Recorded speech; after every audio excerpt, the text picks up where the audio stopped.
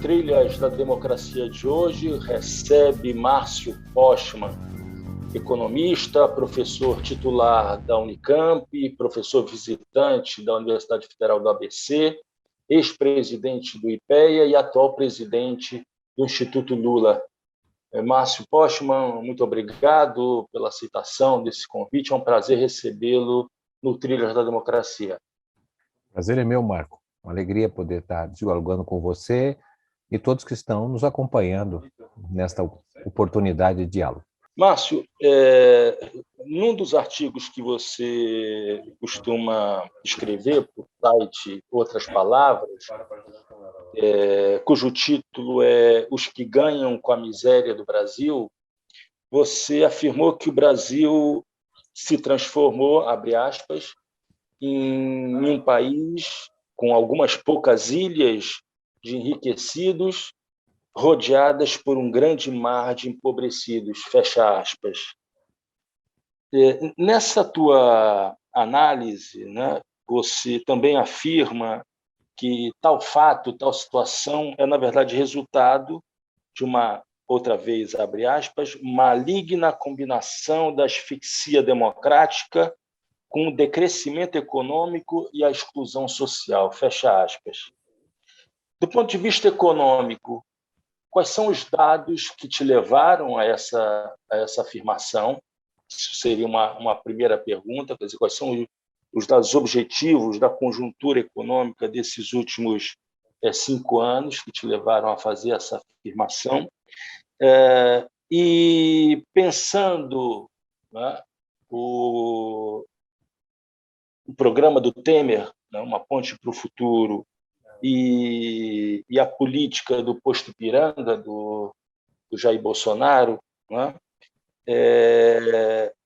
Como é que isso se vincula à tese da ruína da sociedade industrial? Seria uma segunda questão, por favor. Bom, começo dizendo que o Brasil, na verdade, não tem tido mais capacidade de gerar riqueza nova. Na verdade, o Brasil está buscando valorizar o estoque de riqueza velha, porque, segundo os dados, desde 2014, o Brasil não consegue aumentar a renda per capita. Tá certo? Nós estávamos em 2019 com a economia rodando 3% abaixo do que era em 2014. Veio a pandemia em 2020, a economia recuou mais 4,1%, de tal forma que nós estamos em 2021, né, com a atividade econômica 7% abaixo de 2014. Não há paralelo na história republicana, na história do capitalismo brasileiro, de um período tão longevo de decréscimo acentuado e continuado no tempo, né?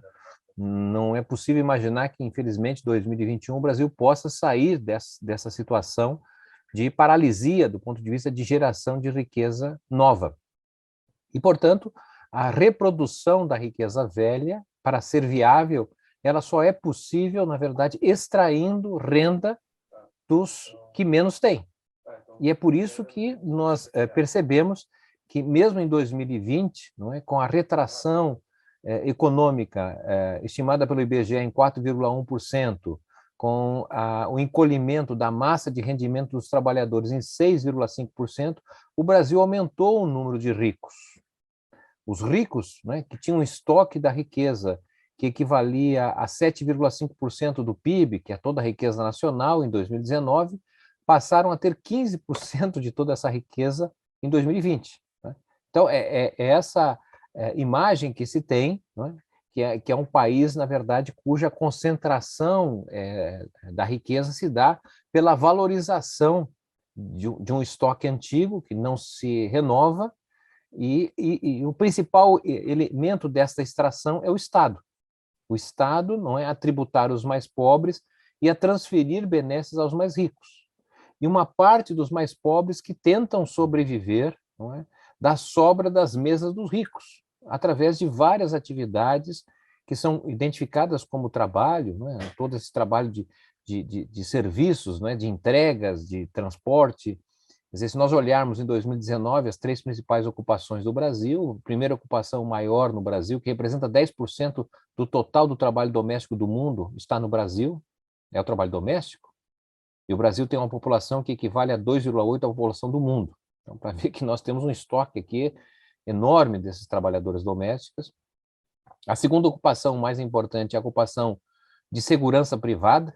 O Brasil vive uma guerra civil não declarada, as estimativas, mais de 50 mil assassinatos por ano, né? 14% quase do total de assassinatos do mundo é feito aqui no Brasil, então tem um exército voltado para a ideia da segurança, mas segurança de quem? Dos ricos, né? E, por fim, os trabalhos de serviços, os entregadores, né, as mais diferentes funções de entregas que estão vinculadas, geralmente, às famílias com mais renda, que podem usufruir dessa possibilidade.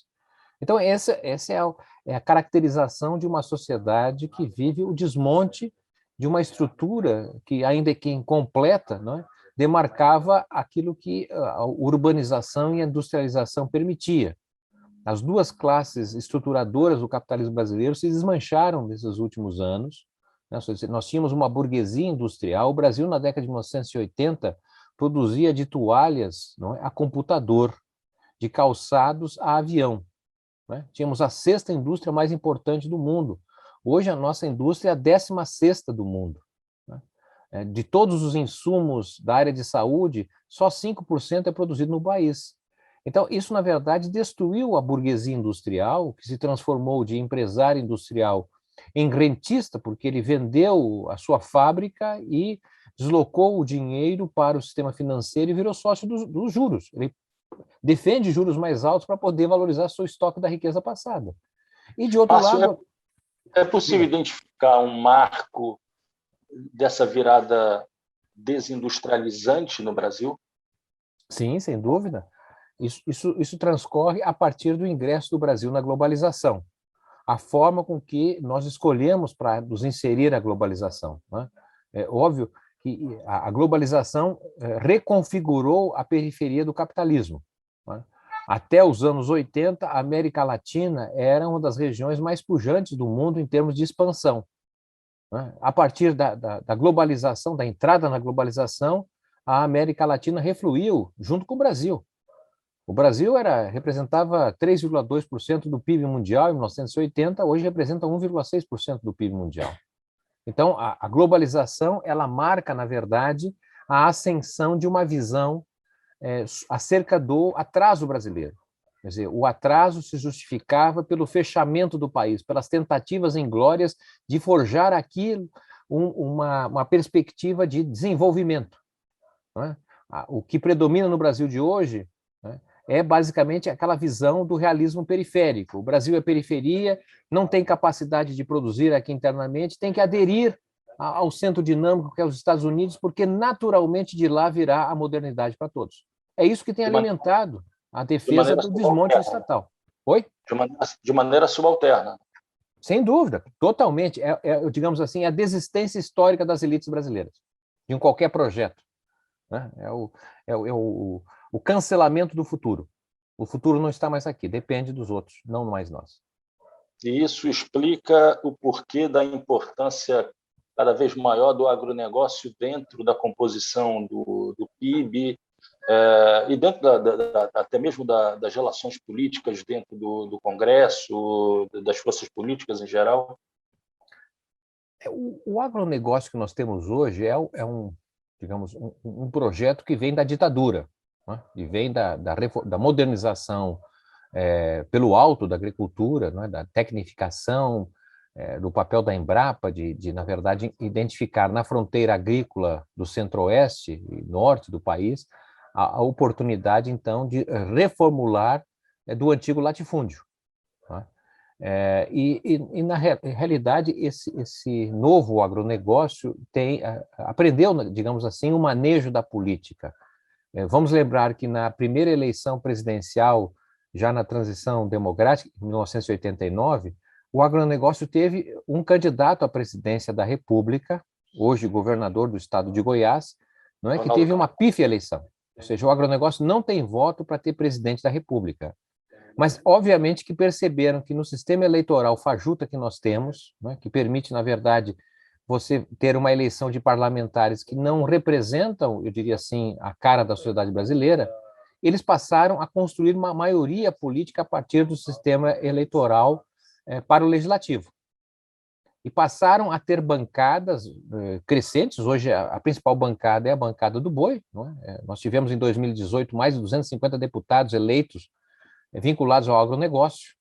Tá certo? Então, eles governam o país a partir, então, do parlamento. Eles bloqueiam as possibilidades do presidente, não se paga imposto, não se paga dívida, etc. O agronegócio não é atingido, e justamente por esse esquema pelo parlamento. A gente voltou a ter um parlamento da República Velha. Então, o sistema eleitoral é favorável à formação quer dizer, o número de votos do parlamento, sei lá, 15, 20% do total de votos do país.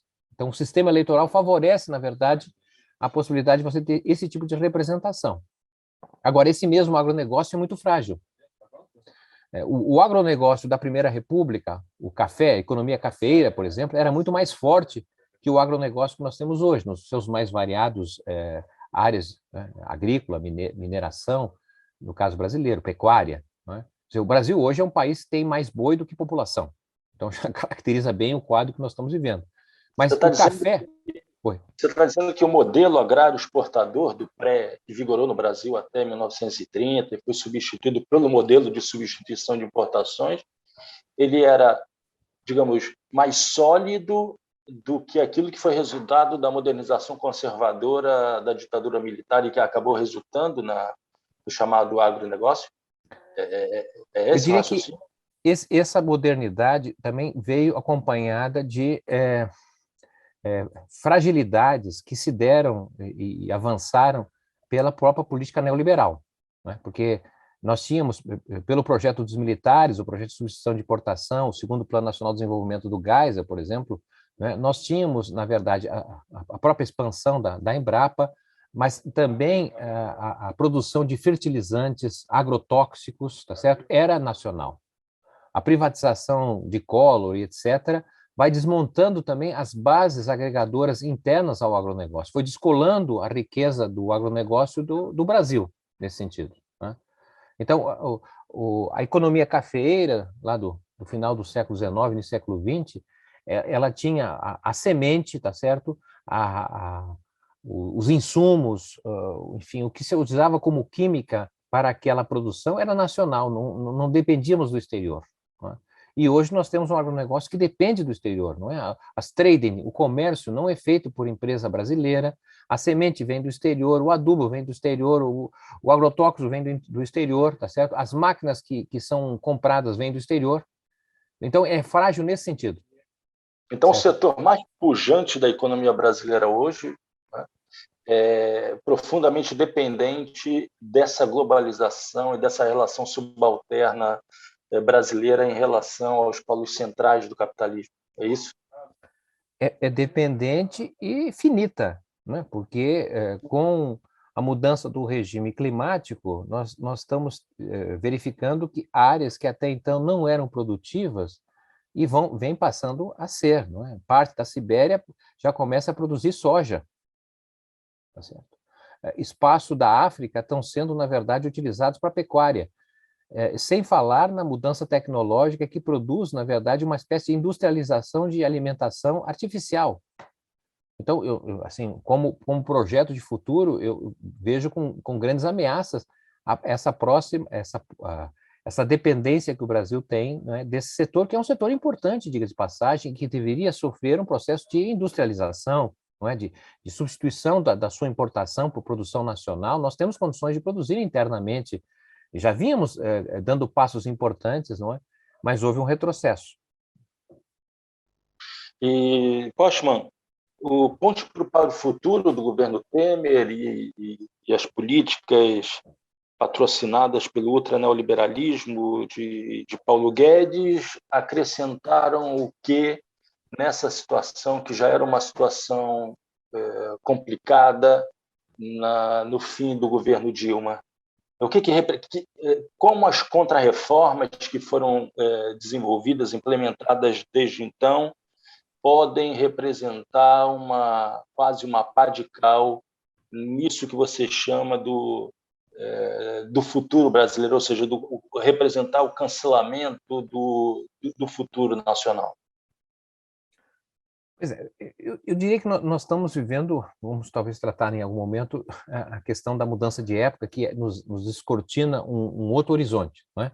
Mas dentro da tua pergunta, o que acontece? Na verdade, o governo Temer e o Bolsonaro, eu vejo como uma continuidade, o Ponte para o Futuro não foi interrompido com o final do governo Temer, ele continua, talvez até aprofundado, e ele, no fundo, não é levar às últimas consequências a possibilidade de valorizar o estoque da riqueza velha. Ele não promete riqueza nova, né? Até o presidente Bolsonaro tem sido muito sincero e coerente, não é? Naquela reunião que ele fez em Washington, não é? Para dizer que o seu papel era destruir antes de qualquer construção. E ele tem sido exitoso nesse sentido. Ninguém pode dizer que ele não tem se esforçado para destruir o país, tá certo? A grande promessa cumprida do governo.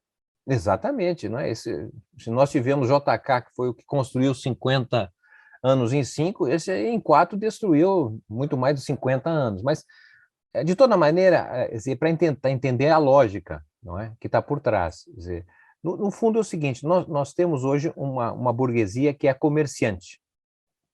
O comerciante, né, que importa para montar internamente ou para vender internamente, a lógica do comerciante em qualquer país, em qualquer período histórico, é comprar barato e vender caro. Tá certo? E para comprar barato, precisa ter câmbio desvalorizado, quer dizer, valorizado, desculpe, e o menor custo possível de produção. Então, a reforma trabalhista, a reforma previdenciária, tudo isso, a questão da tributação, da exoneração, tudo isso ajuda, na verdade, a você comprar barato. Tá certo? Bom, de outro lado, o que nós temos? Nós temos a parte da burguesia que valoriza o seu estoque de riqueza através do financeiro, através, não é, das aplicações. O Guedes, vejo, é um pouco diferente, na verdade, da perspectiva dos bancos comerciais, do Itaú, do Bradesco, do Santander. Ele tem uma vertente mais de bancos de investimentos, vamos dizer assim, de bancos vinculados ao mercado de capitais. Então, o esforço dele tem sido de reduzir a taxa de juros, tornar mais difícil a simples valorização pelos títulos públicos e buscando, na verdade, um certo redirecionamento para o mercado de capitais, né? Digamos assim, para os dividendos.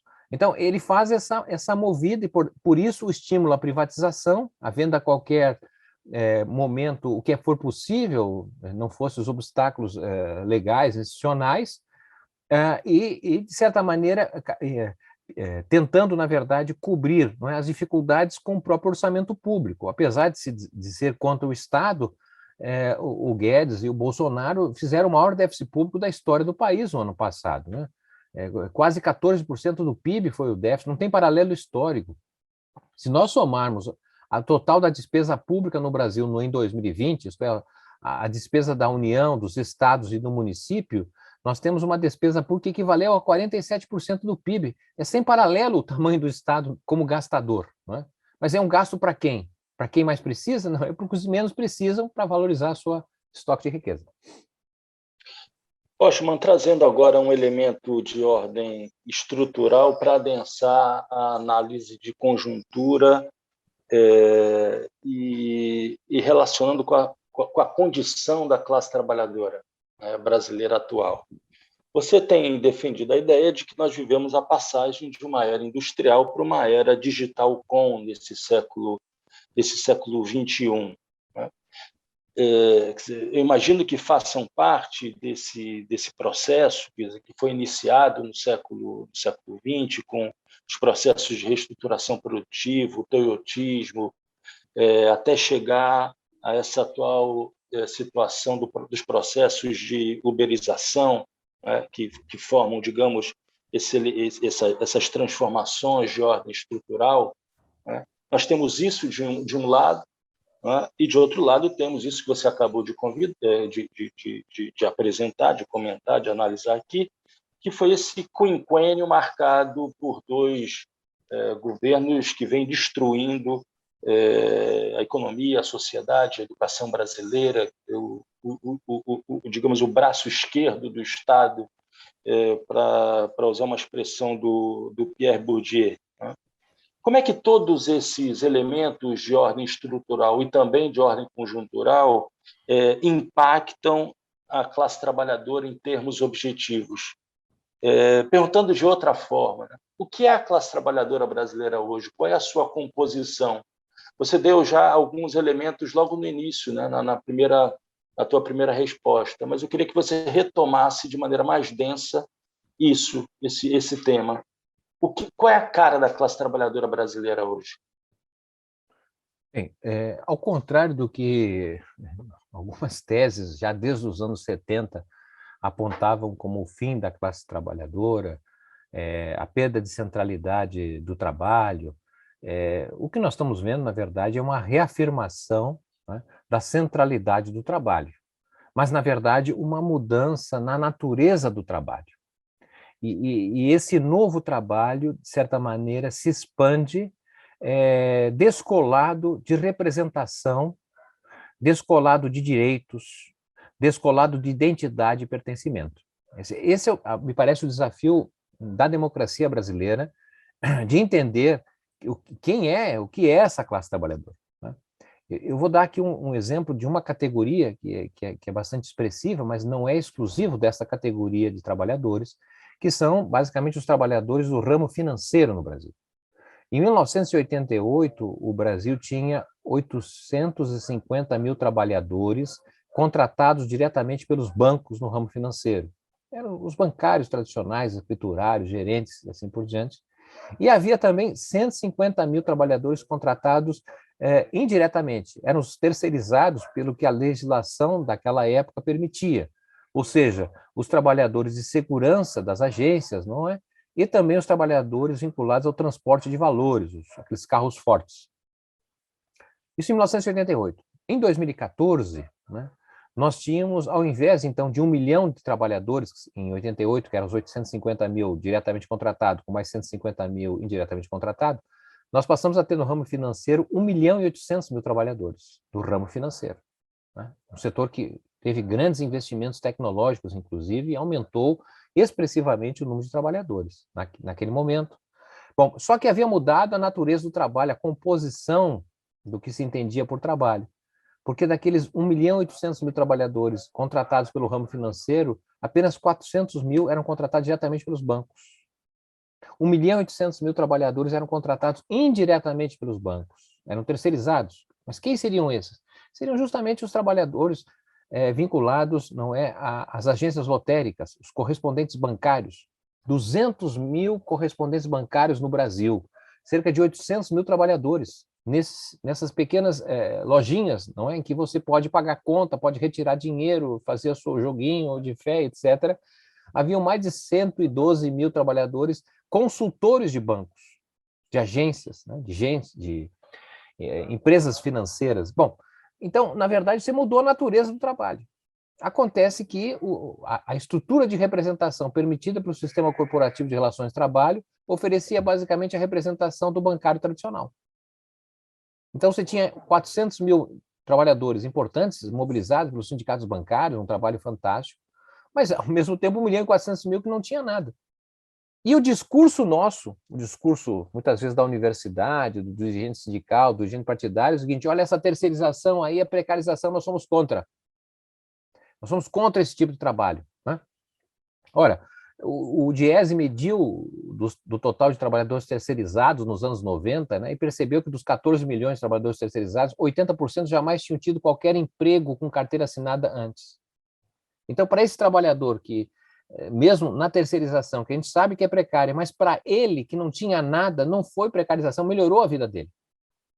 E aí ele se depara com um discurso do cientista, o discurso do dirigente sindical, do partidário, contra o emprego dele, dizendo, olha, esse emprego não...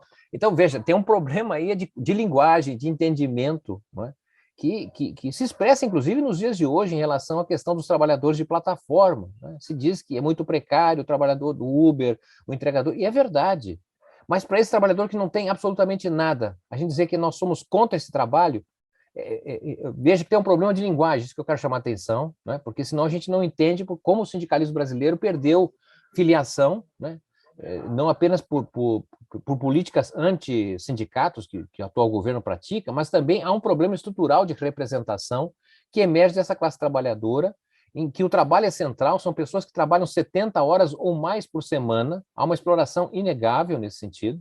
Trabalham na Uber, por exemplo, durante o dia, à noite trabalham como segurança de restaurante, durante o final de semana trabalham como vendedores de produtos de embelezamento, ou seja, o trabalho está presente a vida toda ali deles.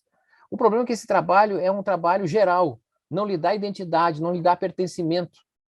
E ele requer, na verdade, não instituições que representam partes da sua vida, do seu tempo. Se você é estudante, tem uma associação estudantil. Se você é trabalhador com carteira assinada, tem um sindicato. Se você é morador, tem a associação de moradores. Se você é eleitor, tem o partido.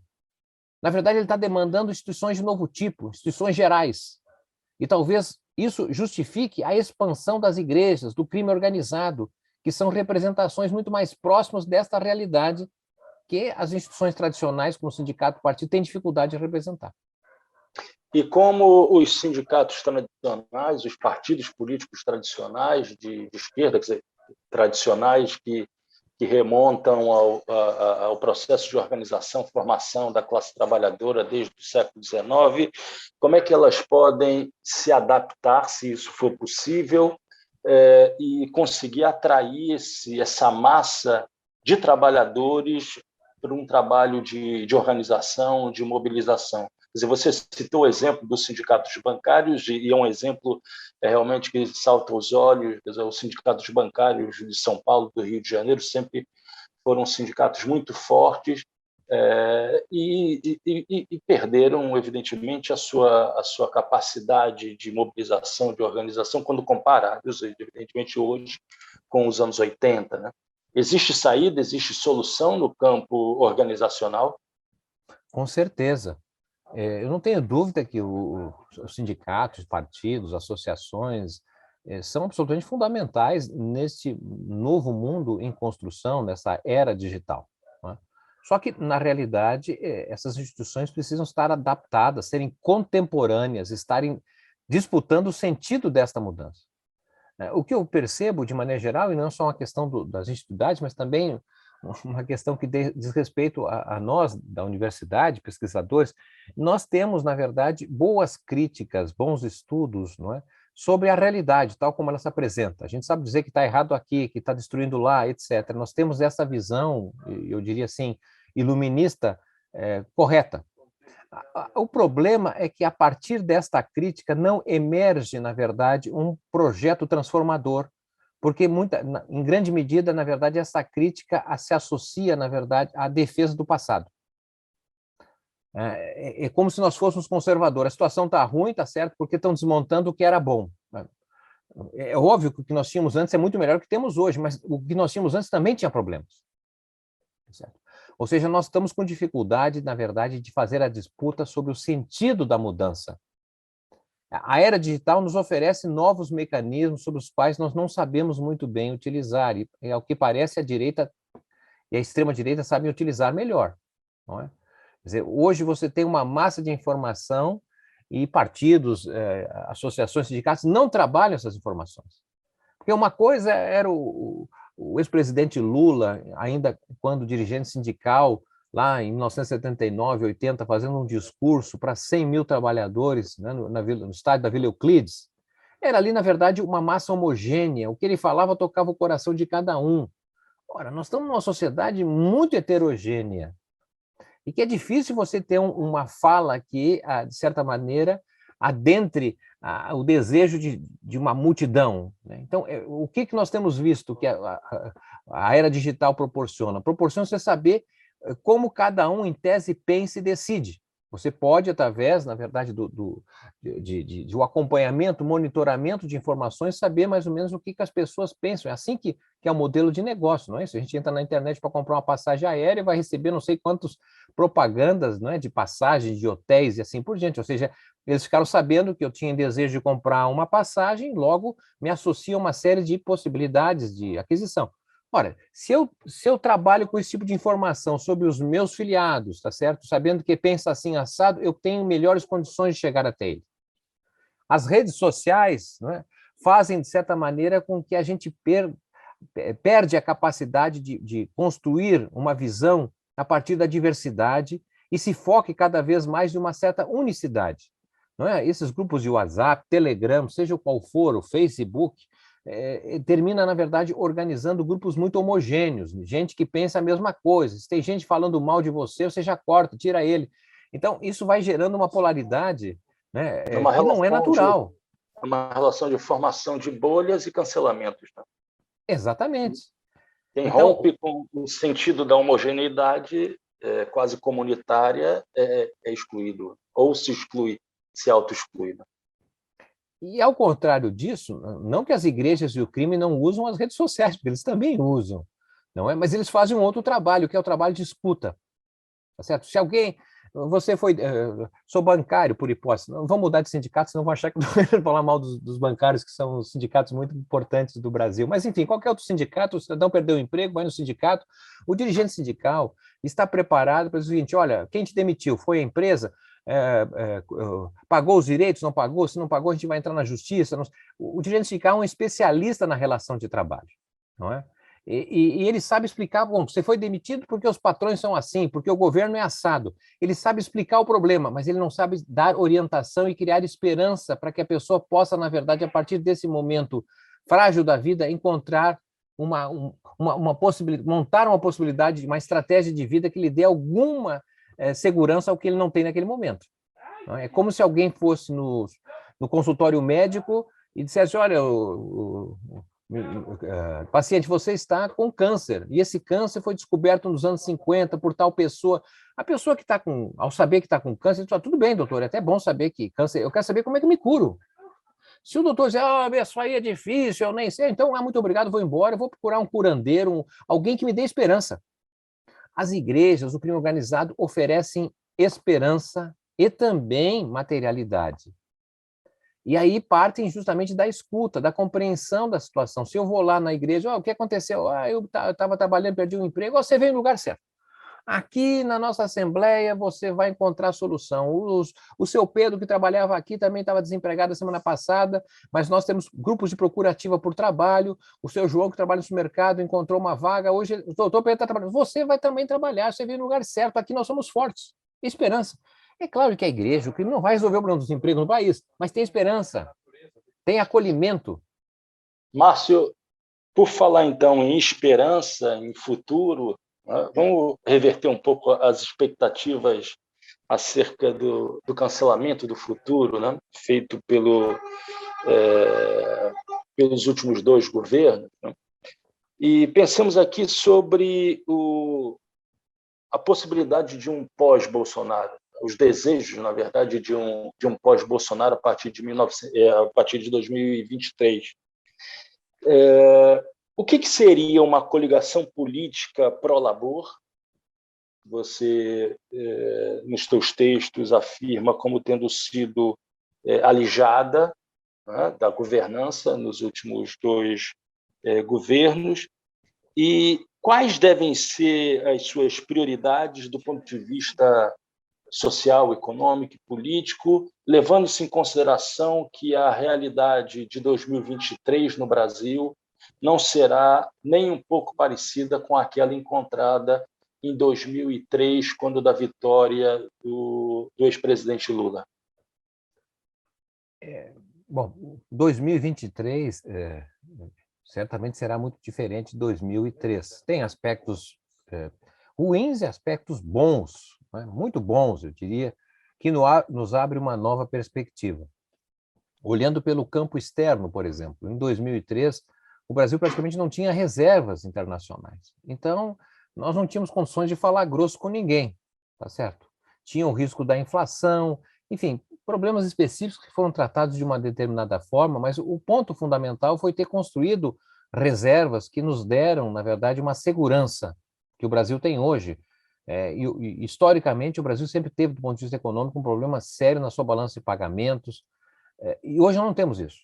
Então, começo dizendo o seguinte, o Brasil, a menos que haja uma tragédia em 2022, a gente queime as nossas reservas, mas tudo indica que isso, pelo menos até agora, não foi tocado de forma consistente. Então, eu disse assim, nós começamos relativamente bem porque nós temos uma reserva que nos dá possibilidade de fazer ousadias sem ter medo, tá certo, do exterior, do que pode vir do exterior. Segundo lugar, os Estados Unidos estarão muito mais fracos do que já estavam em 2002. O Brasil terá, na verdade, numa hipótese uma saída pela esquerda, a possibilidade de recompor a sua presença no exterior, seja validando, se for o caso, a situação atual de submissão aos Estados Unidos, ou de uma outra conversa a partir da alternativa que a China oferece. O Brasil pode voltar aos BRICS e constituir o maior polo, na verdade, de construção de um novo mundo. Porque o que acontece é que hoje você tem a Rússia e a China, tá certo? Polarizando. E se o Brasil polarizar junto? Muda tudo o quadro internacional muda nesse sentido. Não é? Então, o Brasil tem uma oportunidade muito melhor do que tinha em 2002, olhando o quadro internacional. O quadro interno. O quadro interno também pode, eu diria assim, se nós utilizarmos uma parte das reservas que nós temos hoje num grande programa de financiamento da infraestrutura, tipo a la Biden, sem também grande ousadia, tá certo? Isso nos daria um impulso. O governo começaria em 2023 com um salto muito diferente, olhando o que vai chegar ao Brasil em 2022. Não é? Não vai ser um país apenas como agora, né? A disputa por migalhas, por uma bolsa disso, bolsa... Não, vai ser, na verdade, um programa de emprego. As pessoas querem emprego. Ninguém é contra a bolsa, e é preciso ter bolsa para ajudar em momentos difíceis, mas, na verdade, o país precisa projetar emprego. Então, um programa fortemente centrado no emprego. O emprego é central. Tá certo? E o emprego vem da onde? Olha, vem do enfrentamento das nossas mazelas. Um grande programa de reestruturação das favelas brasileiras, de reestruturação das periferias brasileiras, né? Um grande programa que articule os prefeitos. Olha, o país tem a oportunidade inédita nesse sentido.